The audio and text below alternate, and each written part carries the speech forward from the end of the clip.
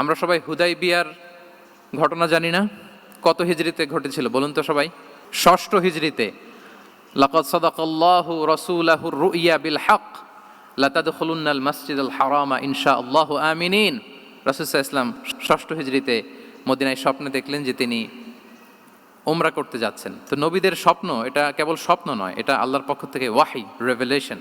তো সেই হিসেবে তিনি 1400 সাহাবা নিয়ে উমরা করতে চলে গেলেন মক্কায়, কিন্তু মক্কাবাসী ঢুকতে দিল না, থামিয়ে দেয়া হলো। তো তখন একটা চুক্তি হয়েছিল, ওই চুক্তিতে বলা হলো, রাসূল সাল্লাল্লাহু আলাইহি ওয়াসাল্লাম লিখতে বললেন যে লিখো মিন মুহাম্মদ রাসূলিল্লাহ, আল্লাহর রাসূল মুহাম্মদের পক্ষ থেকে কুরাইশদের সাথে এই চুক্তি।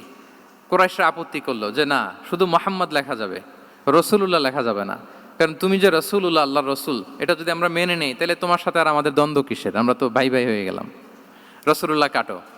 সাহাবারা কেউ রাজি হয় না, বিশেষ করে ওমরে ফারুক রাদিয়াল্লাহু তাআলা, উনি রাজি হয় না, না না এটা কাটা যাবে না। রাসূল সাল্লাল্লাহু আলাইহি ওয়াসাল্লাম অনেক বলে কয়ে বুঝালেন যে না, দীর্ঘমেয়াদী চিন্তা করতে গেলে আমাদের এখন একটা শান্তি চুক্তির দরকার আছে, যাতে করে আমরা আমাদের গ্লোবাল নেভিগেশন সিস্টেম, দাওয়া সিস্টেমকে আরও স্ট্রং করতে পারি। অনেক বলে কয়ে রাসূলুল্লাহ কাটা হলো। এরপর তারা বলে চুক্তিতে লিখো যে এই বছর উমরা করতে দেয়া হবে না, এই বছর ফিরে যাবেন আপনারা সবাই। এটাও সাহাবারা রাজি হয় না, আল্লাহ রাসূল সাল্লাল্লাহু আলাইহি ওয়াসাল্লাম রাজি হলেন।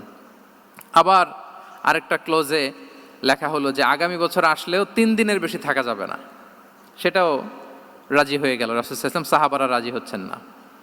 এরপর মক্কা থেকে কোনো লোক মদিনায় গেলে মদিনাবাসী তাকে রাখতে পারবে না, ফেরত দিতে হবে। কিন্তু মদিনা থেকে কোনো লোক মক্কায় আসলে মক্কাবাসী তাকে ফেরত দিতে বাধ্য থাকবে না। দেখেন, একটার পর একটা মুসলমানদের বিরুদ্ধে সব ক্লোজ যাচ্ছে।